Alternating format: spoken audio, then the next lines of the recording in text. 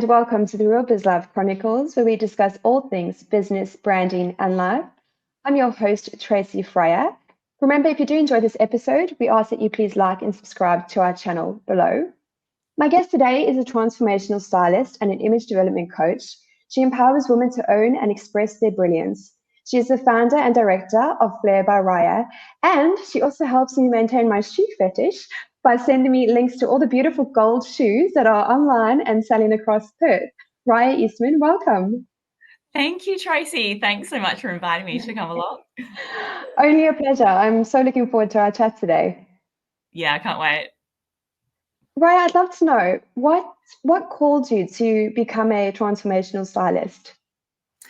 Or it's probably a long story, but I'll keep it short. Yeah, I or feel please don't. I was very blessed, I'd say, almost being born into this profession.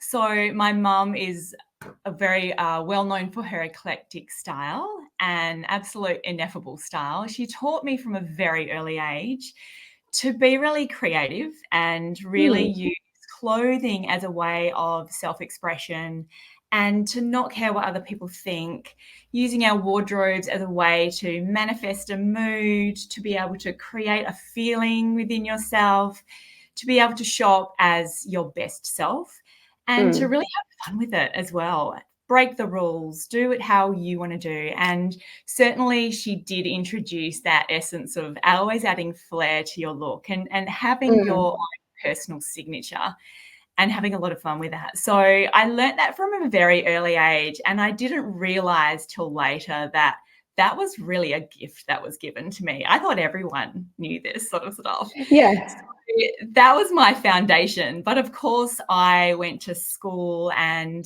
chose like a sensible occupation, finishing up. So I went down the route and did physiotherapy because I really loved helping people and really loved health and wellness and enjoyed science. So back in that day, I didn't think I was creative. I didn't sort of even pursue any creative occupations because back then you were only creative if you could do art at school and you could draw and you could paint. And so that idea of a creative profession kind of went sort of suppressed. And I did science and physio, which I loved, but there was always this creative calling, which is such a huge value of mine. And although I filled it outside, you know, when you do courses, and I did lots of fashion courses and I did lots of art, different art, more abstract art courses, but it wasn't sort of enough. So I did go between science-based careers and then creative careers. So I did do a stint as a interior designer, which was really fun. And then I did teaching for a while. I did medical wrapping. I did these different careers and kind of went from this path from science to arts.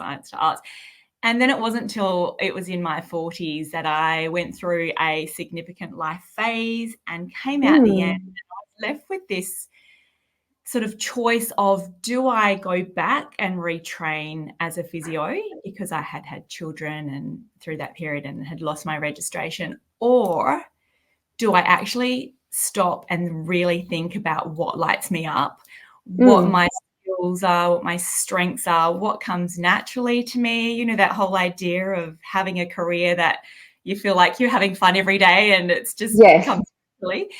So I pulled all that together, and that's when I made the decision to become a stylist, or become a transformational stylist, I call it, because a lot of what I've done really pulls on that science-based, evidence-based practice of physio, but also that ability that gave me to really dive deep with people and, you know, go deeper than the surface level of finding out about a person and helping them become their best self through knowing who they are and where they want to go.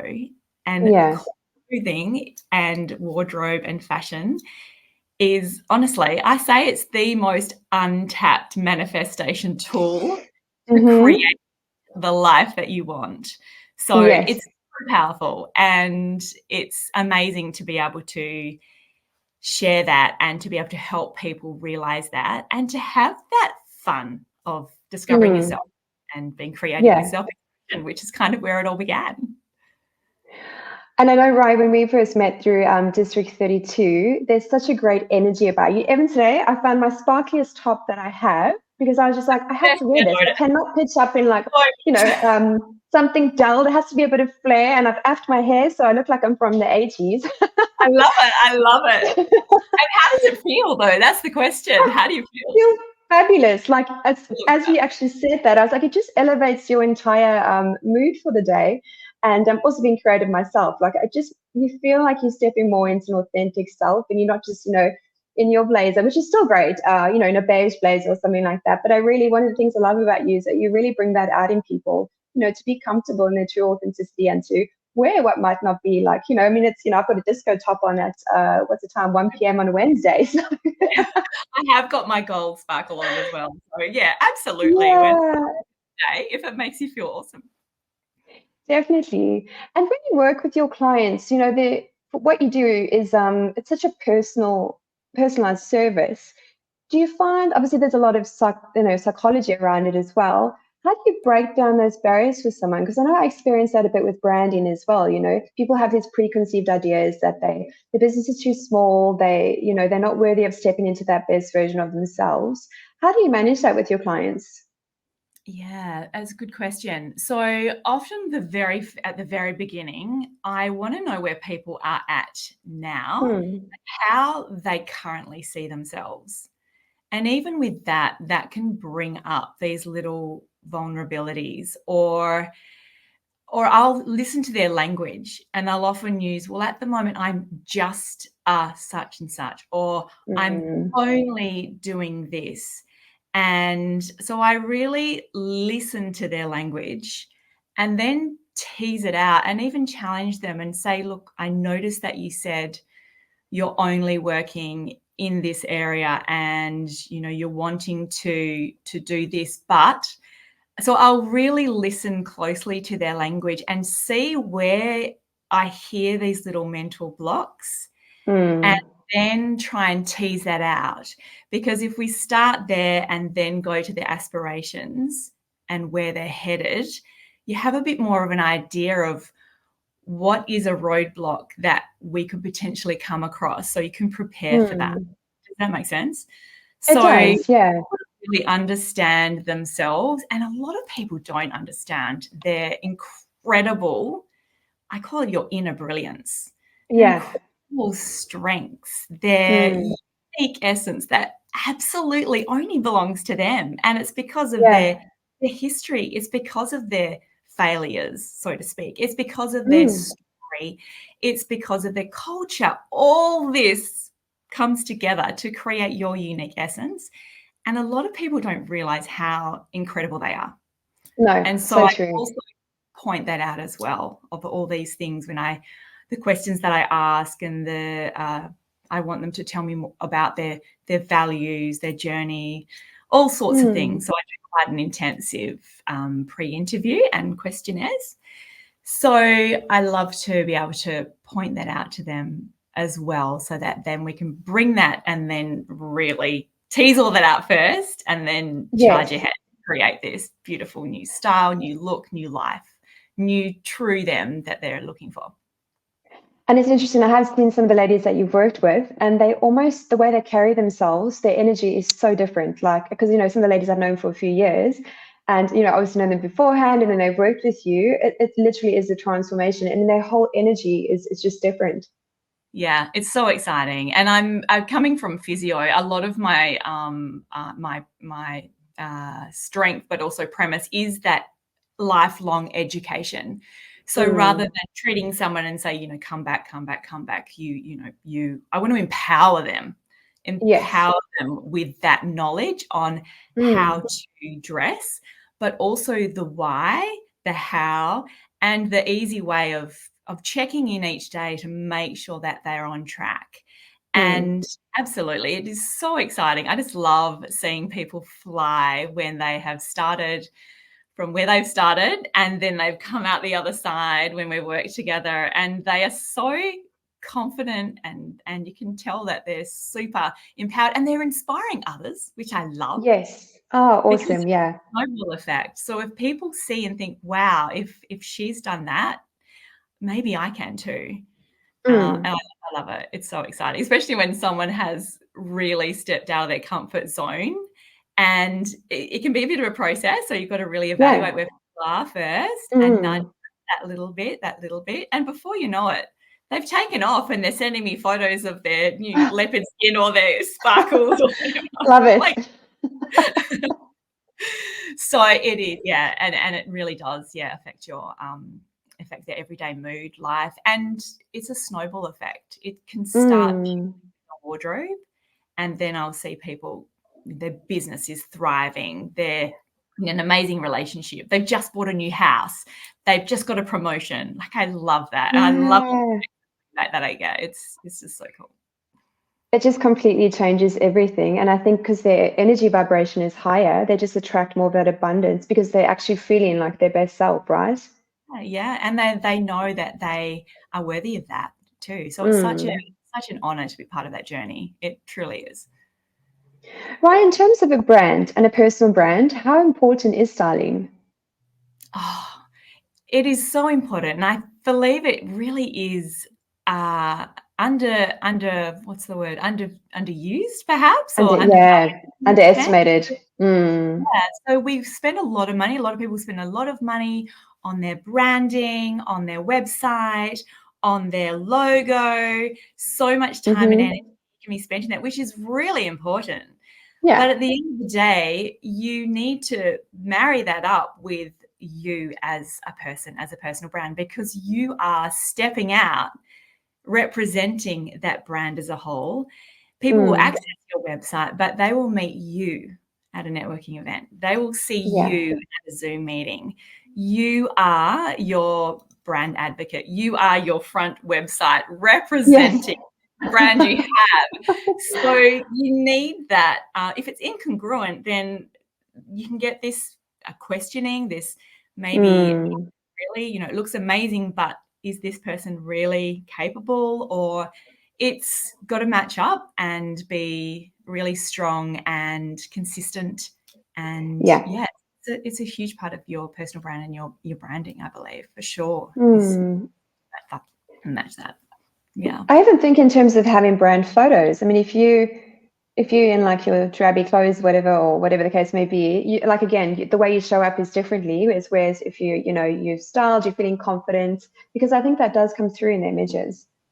Absolutely. Yeah, for sure. And I do help people with their branding, their personal branding photos, and choosing what to wear. And a lot of it comes down to that feeling as well. So you need to match your personal brand, but it's really down to how you feel and how you look and how you perceived. It's pulling all these things together to create what you want it to feel like, look like, and for you to be like and act like.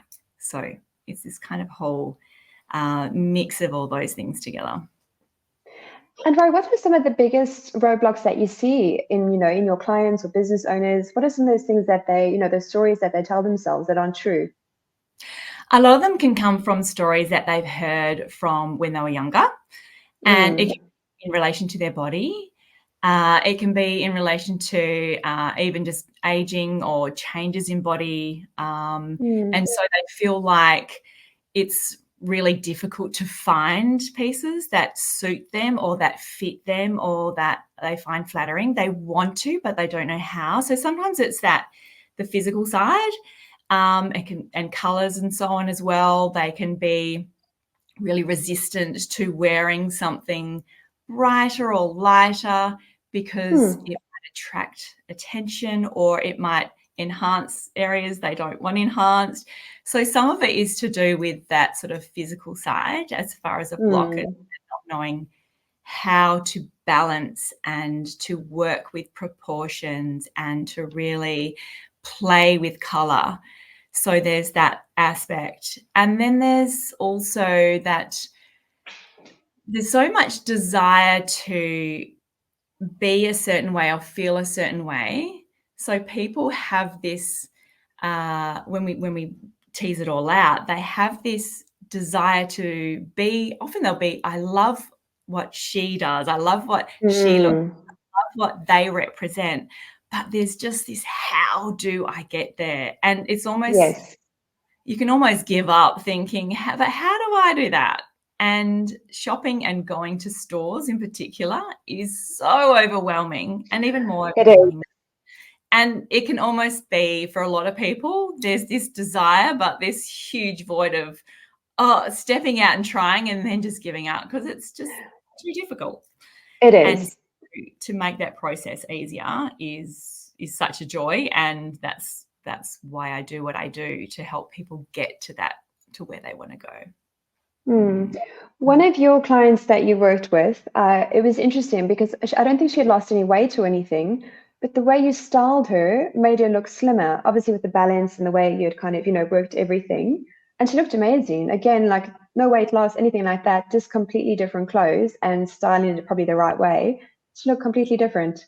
Yeah, it's amazing. It's incredible what clothes do when you have the right clothes. And it's looking, not looking at sizing, so to speak. It's looking at proportions and balance and how that works together. And yeah, it's incredible. You can literally, look 2 sizes smaller easily by the clothes that you wear. And it's not necessarily even about size. It's about feeling comfortable and looking in the mirror and really enjoying and loving what you see.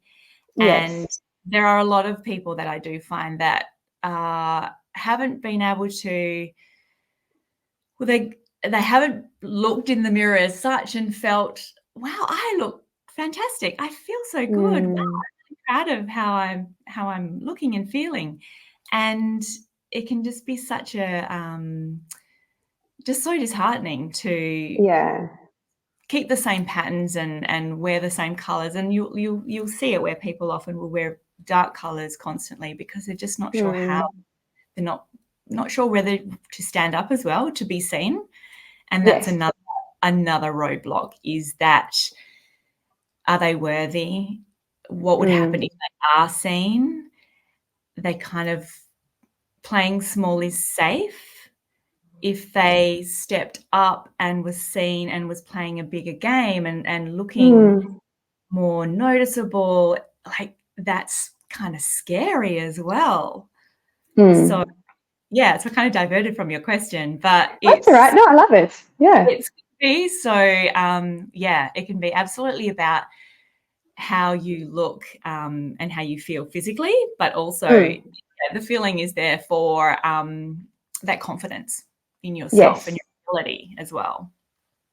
And I think there's, we'll probably be surprised at the number of people that wake up every day just feeling, down and out. And I'm a big believer in a morning routine and exercise and a meditation and praying and that. But my goodness, like just put on a sparkly top and some lipstick and you feel fab. Yeah. But also that's kind of, we take for granted, I think, that's, we can do that. And that's, we have that in a wardrobe and you can pull that out and put that on. So it's something that, we can take for granted. And one thing that really does break my heart is when you do see people and you get to know people and you can see how incredible they are at what they do, how amazing they are as a person. They've got so much brilliance within them and they're not expressing it on the outside, and people can't see it. You see it because you sat down and had a conversation and spent that time. But it just breaks my heart that people are have this brilliance and it's not being seen. They're not being heard. They're not being honored for their skills and what they bring to the table. And sometimes it's because of that image. And at the moment there's where first impressions and the way that we look and present it's so visual now. It's so visual. So it definitely is. Yeah. Even in terms of a brand, I think like you mentioned earlier, changing your style or making change is scary and difficult within itself. But, a number of our clients as well, they have so much brilliance within them. And I'm like, they struggle to see it. So it's really great. And your approach sounds very similar, to bring that out and bring out that belief in themselves. And how are you, showing up online or on your social media or, what does your logo look like? Have you pulled something off Canva, or have you actually created something that captures your 40 years of life experience? So it's very, very similar. Yes. Yeah, absolutely. Yeah. And Ryah, what does a typical day in the life of a stylist look like? Oh, I don't think any day is really typical. I have had to set out my weeks though. So I have my days of there's always, of course, that administration that needs to be done, and that running of the business as a creative. That is, I have to, really make myself do those bits. So I eat the frogs first, generally. Yes. So getting that done. And there's a lot of it is building relationships with people. There's always that side of things, that networking and getting out there and meeting people, but also a lot of work for clients. If I have a client coming up, there's a real process that I go through. So that's putting together a lot of questions and doing interviews and a lot of research when I have a client to dress. It's looking at what's out there at the moment, what I know a lot about now through just from experience about what brands and what where to go to get these pieces for certain styles, for certain sizes, for certain things. So you've always got to stay on top of what the latest is and where. Not so much. I don't tend to focus necessarily strongly on fashion trends, but often there are things that pop up. There might be a colorway that's coming through, which I think is amazing for a particular client because that color suits, like the gold shoes. Yes, I was just going to say, I love it. Last year, so it's fantastic. So grab them now before they're gone. Yes, I love all the links that you send me. Thank you. Yeah, so sometimes it's taking advantage and seeing those things, and I'll often send it off to a client as well and say, hey, look, we were looking for these pieces, we found one, but now look, this particular style is now in fashion, so go out there and get them. Yes.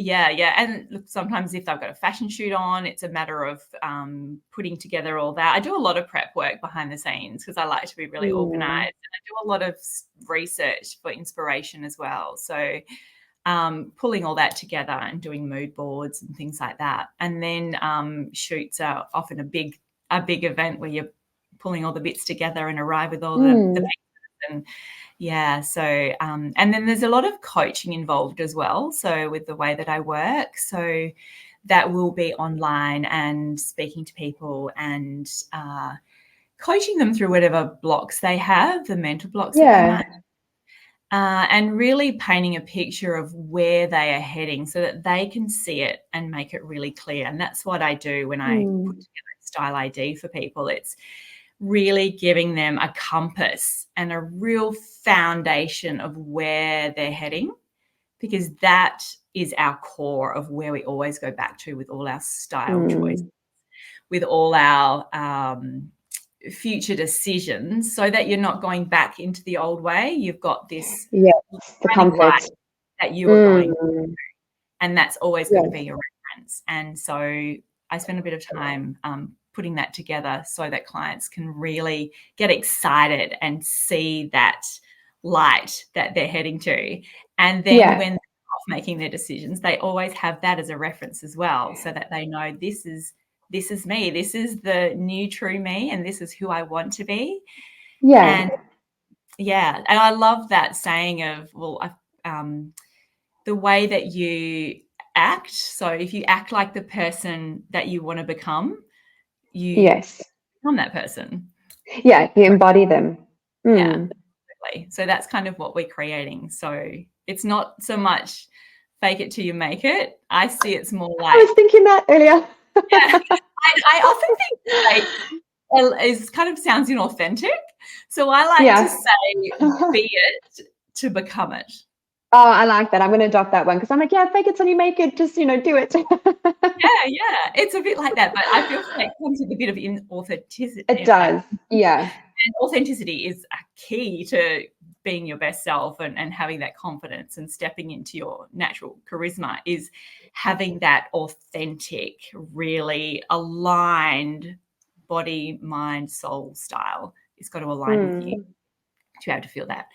So you can find me in shops one day, you can find me on the computer researching another day, you'll find me rummaging in wardrobes. That's going to be another day where we're doing a full wardrobe edit. So as I say, it's very diverse and it changes every week. Yeah. And it sounds very exciting as well. It is. And look, one of my values is variety and flexibility. Yes. So that's what I love about it. No day is the same. It's great. I love that it is very varied. Not only are the clients varied, but the days are varied and the services you offer are varied as well. Mm-hmm. And another day on the weekend, I'm running a style tour. So yes, I saw. That looks great. Yeah. So what does the style tour involve? So one of my big passions is connection. And so connecting people not only to themselves so that they really understand themselves and get a little bit more curious about who they are, where they want to go, who they wish to become, but connection with other people. So we do so much online that we are losing, I feel, this true connection of meeting people. I agree. Having that conversation and sharing each other's loves, which with the style and fashion tours, often people already have that mutual love or interest. And then connecting people to community and to incredible store owners. So again, I feel we're losing that connectivity with purchasing, with love, intention, using our senses, connecting with the store owners, the people that have chosen and hand curated pieces for their store. We'll often find that we're always in a rush. So you kind of go to the place, go to the department store, race around, get what you need. And we're missing out on these amazing small businesses that are incredible at what they do. And they have an incredible story. And they're doing what they do because of so much passion driven behind their job. And to have people understand that and to connect with that and to feel that as a community it's such a win-win situation. It's a win for everyone. So I really want to help people change their shopping habits and change the way they look at purchasing so that it's more mindful, with more intention, and it's helping a small business, and it's a beautiful thing to go back to. So that's why I do it. And I love it because what was that? Sorry. Oh, and we go to different stores and find out about the history behind the store, and I'll pick out the pieces that I feel are perfect for the people that are attending, or things that are real keepers for your wardrobe. Because again, that was something I was taught by my mum. When we go anywhere, we'll often just seek out these tiny little shops, and we won't go to the inner city. We'll often find little stores and these small boutiques. And that's where you often find this incredible flair and those pieces you keep forever. And people often ask me, wow, where on earth did you find that? And it's not in a chain store. It's because we've gone style seeking. We've gone to these little treasure troves and we found all this little magic that really is the magic in your wardrobe that you can connect with and that are your beautiful. So it's teaching people that little skill. Yeah. And it's so funny that you said that, because I know you and I sponsored a ladies' day a few years ago, and I can't remember the clothing brand or the boutique that you had. You had some samples there, and I ended up buying it's this cool jacket. It's covered in tigers. It's covered in jewels, and it's one of my favorites because every time I wear it, I get so many compliments on it. Like, it's such a unique piece. Yeah, and in that particular store, I know often people, and that may have been one of them, people, you'll often walk past a shop and go, oh yeah, there's nothing in there for me. Right. So that particular store, I went in and thought, rummaged, or not necessarily rummaged, but really saw the standout pieces that I would consider to be flair. So the definition of flair, it's a word that I want to bring into everyday life, and it's catching. It's that special ingredient that takes something to the next level. So it might be you have got a T-shirt and jeans on, but you'll pull out that jacket, that's your Flair, and pop that on and completely transforms that whole And it entire does. It definitely does. I should have worn it with my sparkles today, but never mind. Yeah. Oh. So getting curious and looking for that. And when you know what your style is and what your style ID and what your future self will look like, or how you want to, those pieces are so much easier to find. They jump out at you. Yes. And Ryah, your beautiful mom, what are some of the characteristics that you admire about her? Because I have seen photos of your mom, I think on your socials, and she just looks very charismatic. Looks like she doesn't care what anyone thinks. She's just so within her greatness. It's not even funny. Yeah. She's incredibly creative. She's always walked her to the beat of her own drum. Yeah. And look, I still have clothes from her from the 60s and 70s that are I so love wild that. to me. Yeah. Cool. She was in the paper in the late 60s because she wore pants to a ball. And there was a photo of her. It was like horror. Lorraine Barr wears pants to ball or something. What to do? Yeah. Oh, back in the 60s. And and she's incredibly generous, such a generous person, and so much fun. Always brings so much joy and laughter and life to her way of life. And Flair for me is not only the way you dress and what you add to enhance your look, but what I've learned from my mum and the way that she has lived is she adds flair to everything. And that can be from simply putting out a platter of food.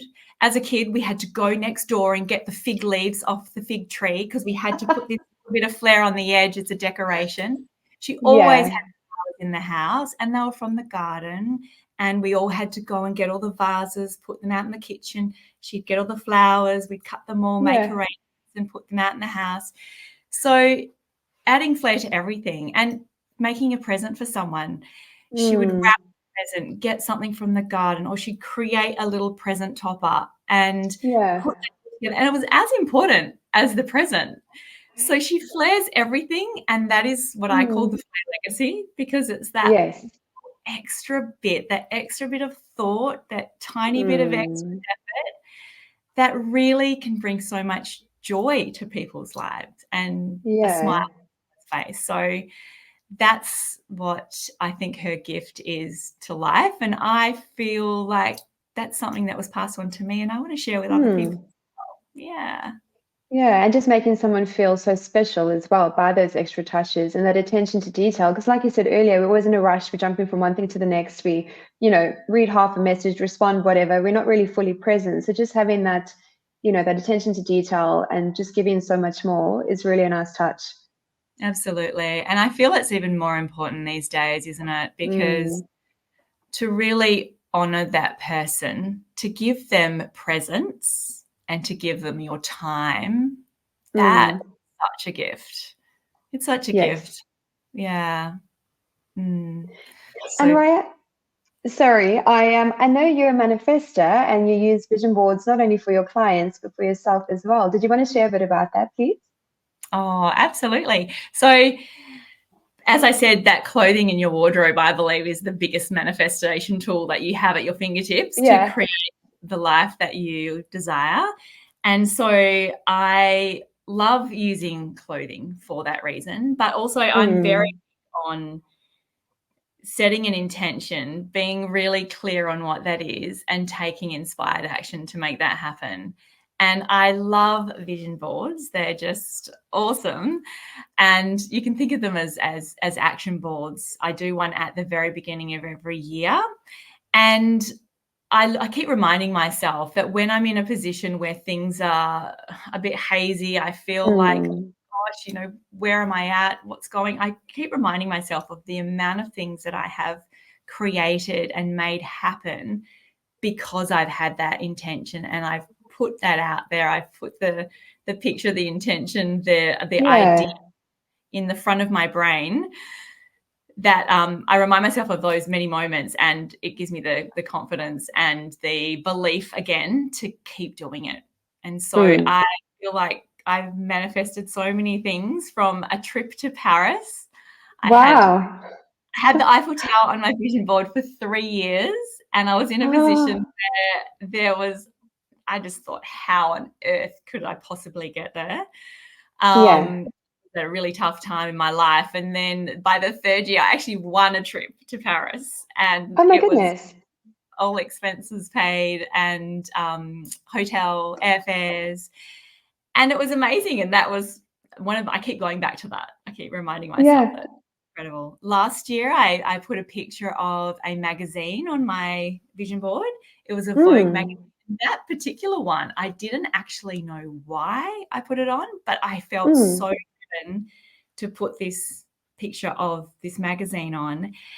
And by the end of the year, I had my branding photos published in a Paris fashion magazine. Oh my gosh, congrats. Yeah. So I thought, that's the magazine. That was it. Part of it too, that I wanted to have that real magazine editorial feel, and my photo like that. So I wanted it to have the feeling of an editorial fashion magazine, and it actually was fun. So that was pretty cool. I did see that on your social media. It was beautiful, absolutely stunning.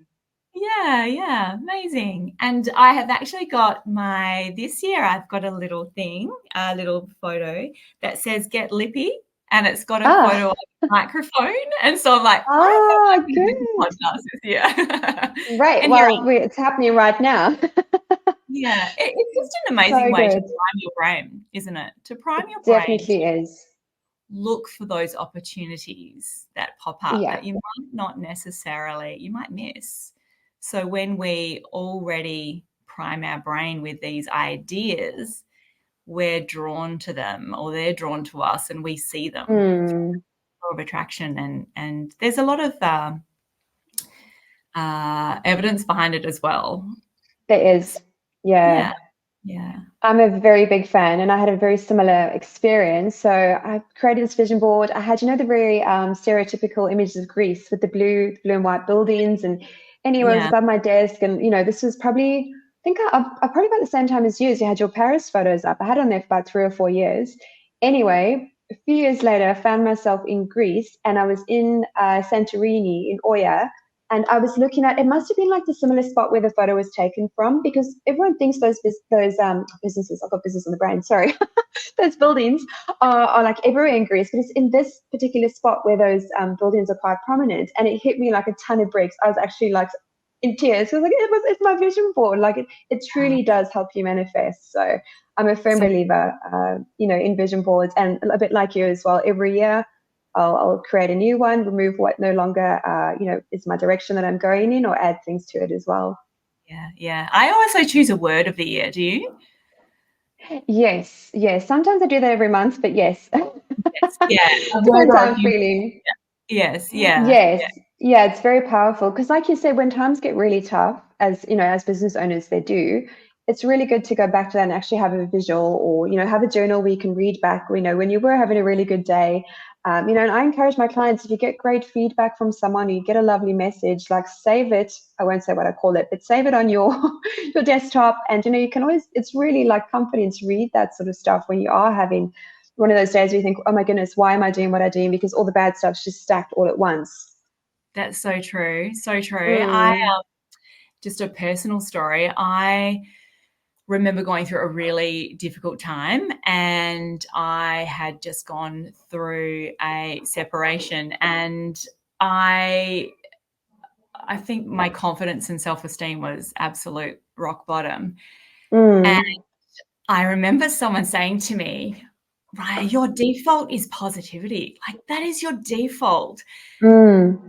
Keep that. Like, you are so inspiring, so creative. And all these words this person was telling me, I just thought, I don't believe what you're saying. I had just been doing all this other stuff that it became that was what I believed.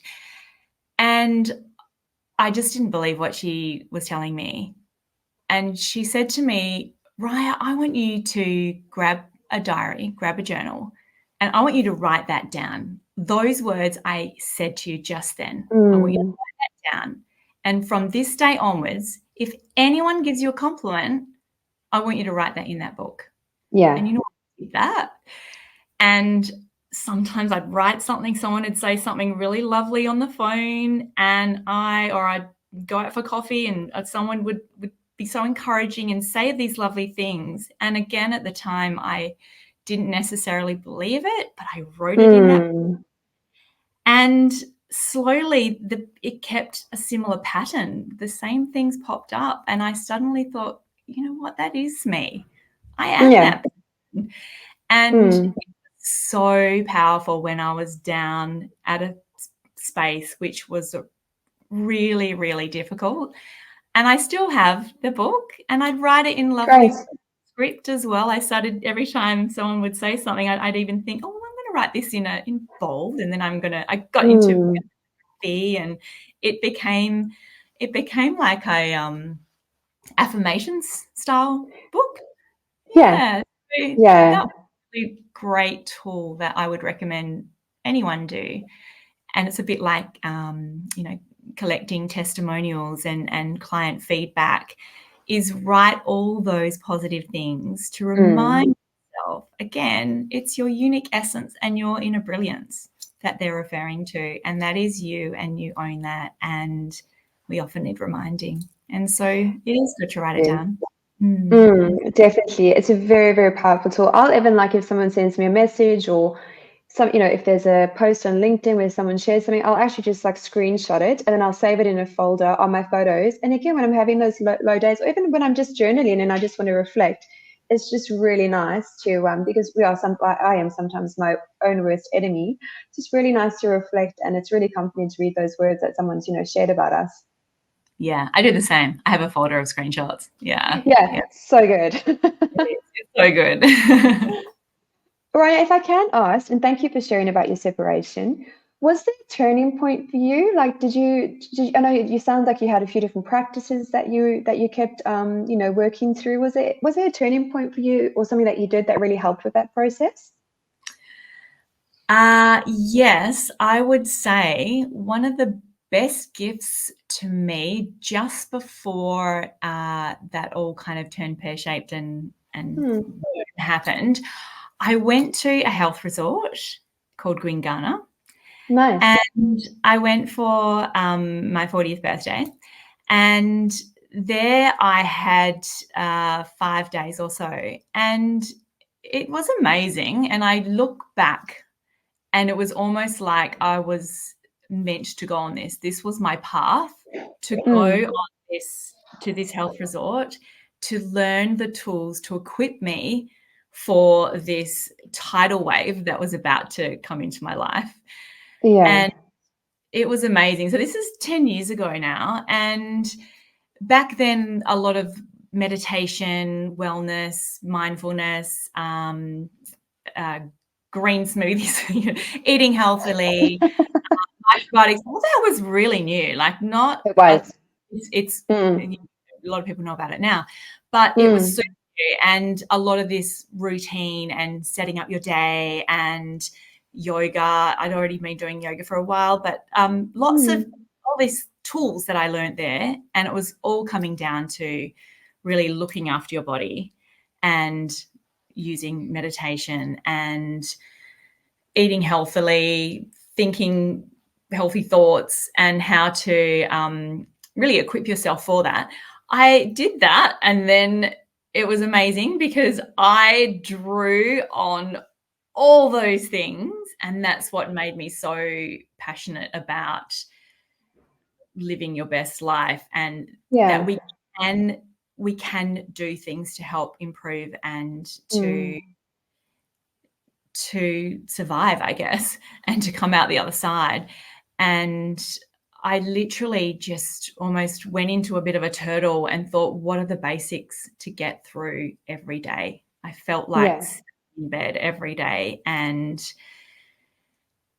it was just, like my heart was ripped out and it was inside out, and I felt so raw and I can't even describe how I felt at the time, but it was, okay, get up, do meditation, if there's have a green smoothie or just eat something really healthy. It was absolute down to basics. And then I tapped into what I now almost do now, and that is I thought, well, how do I want to feel? What can I wear to help myself become who I am? Like, who am I, first of all? Yeah. And so was this where it all started? Sorry, Ryah? Was this where it all started? Was this where it all started, you stepping into being a transformational stylist? I was just a few years after, or around about that time. But full-time a few years after. I actually looked at my wardrobe and it was grey and black. Like flared and quite different, but I actually had this moment where I looked and went, oh my gosh, that is not me. Whose wardrobe is this? And it was, it had a few sparkles and so on, but it was all very grey and black and bland. And I went out and bought some colour and floral. I changed my doona to be really bright in my bedroom. Nice. I surrounded myself with more joy and colour and things that really was me, because I had been so suppressed. And then I dressed every day. I challenged myself to dress every day in a way that really reflected more of who I am, that matched all those compliments that I was given. And so that was probably when things started to really evolve and snowball into kind of following that down as my career path, I guess. And I've tapped back into that so many times. And even now I still do. I have to almost remind myself of, okay, if I was a client, what would I tell myself? And there are moments in my life where I've definitely gone back and started at that foundation of, what will I wear today? How will I start my day? What will I put on? And how will I go out there and be me? And right, it really sounds like, you, as you know, separations are very hard. It sounds like you turned your greatest source of suffering into your greatest source of strength. It's really empowered you in what you're doing now as well. Yeah, and it also helps me see where other people can be at. When you've been in a position that is really challenging, and you have that self-doubt, or you want to play small, you want to hide, you just want to, you don't even want to get dressed, wake up, you want to eat pajamas. Just hide away. So to understand that and to help people through that, or help people see what their potential is and what their unique brilliance is amazing. So it certainly has, I've learnt a lot. Yeah, it's become your superpower. To some extent. And Ryah, I'd love to know, as a business owner, what are some of the roadblocks you sort of experience?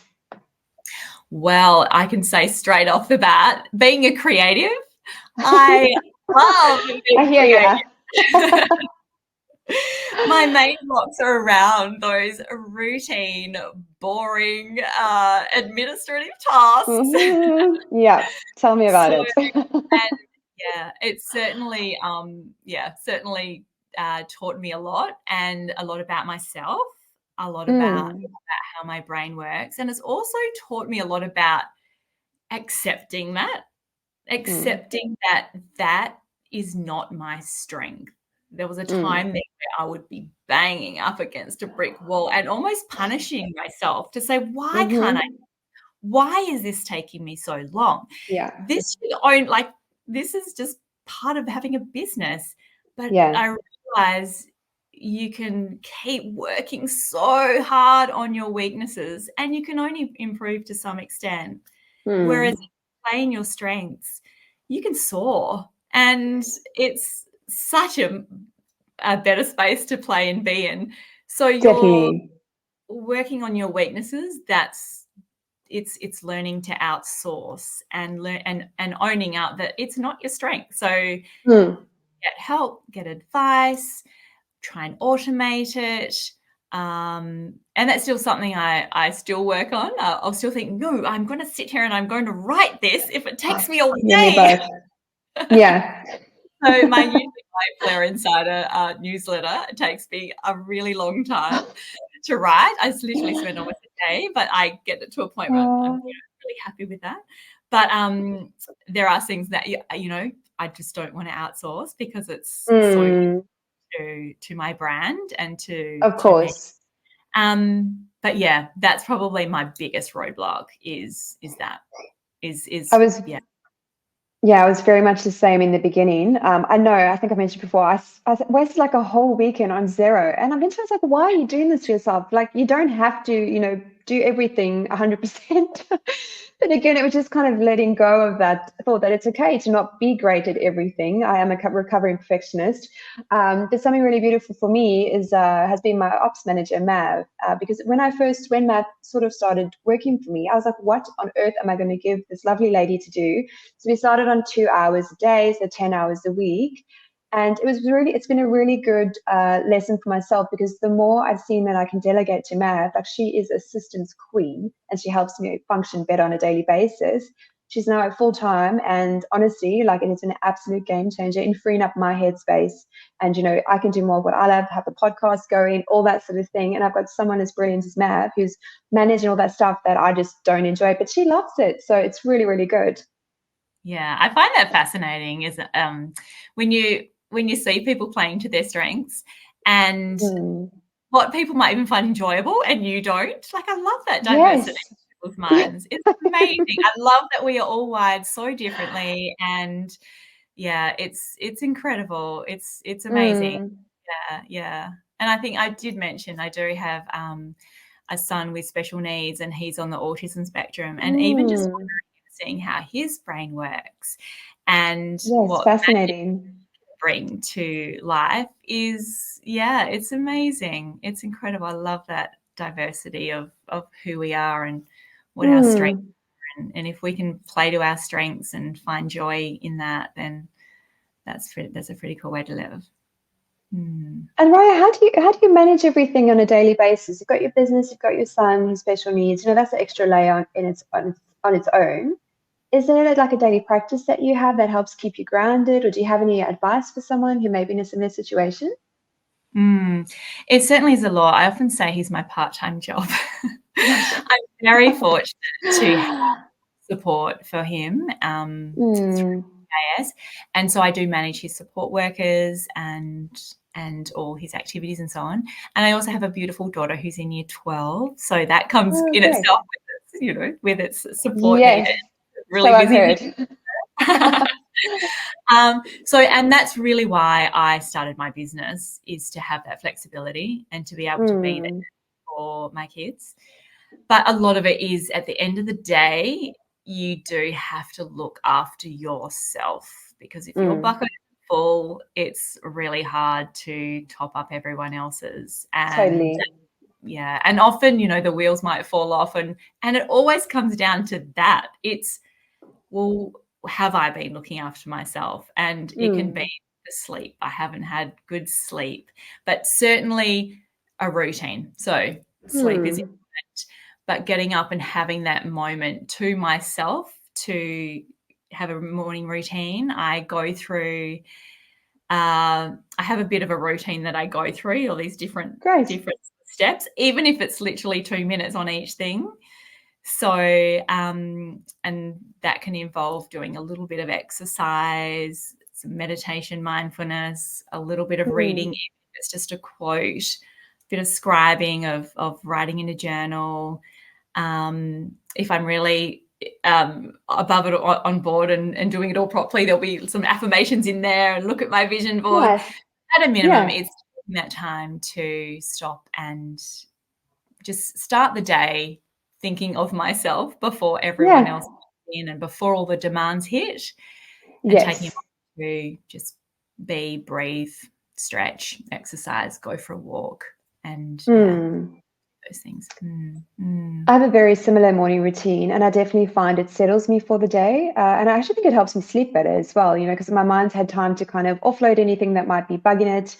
I was doing my gratitude in my journal as well, but it's really such a valuable time. And a lot of people say, oh, I don't have time. And it's like, well, you could get up half an hour earlier or 15, or even like you just said, 2 minutes on each thing. What's that? Maybe 10 minutes earlier, and just give yourself that time in the morning to really set your day up properly. Yeah, for sure. And I did do that, particularly when my son was really little, as far as you're saying, getting up half an hour earlier. I found that was such a challenging time because it was as soon as his eyes opened, it was all on. It was so busy. So to have that time to myself and to get dressed, get ready, and be ready to take it all on. That was really important, and the days that I didn't do that, I just felt I was scrambling. Yeah. I feel exactly the same. The days I don't have that morning routine, it could be because of networking or I put my alarm off and didn't get up to do it. I feel very untethered for the day. So it's your brain and your body, I think, actually gets used to doing it. Absolutely. And, I there are days when I don't, and then might be a couple of days and you just think, gee, I really want to get back into that. So it's okay to, miss a bit, but trying to get back in. And as I say, sometimes it's just 2 minutes. It's really near a park, and I often go across the road with the dog for a 5-minute walk. And when I'm out there, I just think, this is just 5 minutes. This is amazing. Yeah. Like, it's 5 minutes. I could be, fiddling around the kitchen in 5 minutes. I mean, not much. And so what I get from that being I take my shoes off, I walk on the grass, the dog's having fun, I'm out there in the, in the fresh air. It sometimes is just something really small. And it's actually surprising what we can get done in 5, 10, 15 minutes. You think, it's not a lot of time. But if you actually take the time, you realize, you can actually get quite a bit done. Yeah, absolutely. Yeah. And Ryah, what advice would you give to someone who, I'm sure there's, some of our listeners who are, potentially feeling that they need to have a transformational style change? What advice would you give someone who is maybe a bit nervous to go down that path? Because again, like I mentioned, change is hard. What advice would you give them? First of all, I'd probably say just start by getting really curious about what things you're attracted to as far as style goes. Have a little look in magazines. Have a look on, if you see things on YouTube or you're searching through Pinterest, get a bit curious as to what your first reaction is even. So styles that you may like, people that you may admire, and start a little bit of a board, a mood board, or even a Pinterest board of those things. And sometimes don't even think about it. If you think, oh, wow, I love that, and I don't know why, just post, just pull it off and post it in your board. It can even be, scenes. You might just be attracted. You love sunsets. There's something about sunsets. You love it. The color. Don't go too deep into it. Just get those things that you love, styles that you love, shoes, the way people put themselves together, might be accessories. Initially, just feel into that reaction of, I love that. Oh, that's nice. Or makes me smile, or that's so me, or I used to wear that and I used to love it. Gee, I've not done that for ages. So just listen to your initial reaction and pull that together, because that's where then you can start to tease out the why. Why is it that you like that? What is it that you're attracted to? What is it that it's saying? Because style and fashion speaks and says a lot. So it might be something that it's saying, and what that person's embodying. It might be that it's that elegance, it's that chicness, it's that effortlessly put together feel, it's sophistication, or it might just be quirkiness or playfulness. So you can do all that later, but start by getting curious and pulling together a few different feelings and looks and styles and that you sort of resonate with, and then go from there. And you can even try and recreate it in your wardrobe or things in stores before and then of course having the help of a stylist who knows where those pieces are, how to recreate that. But I would say that make sure that you do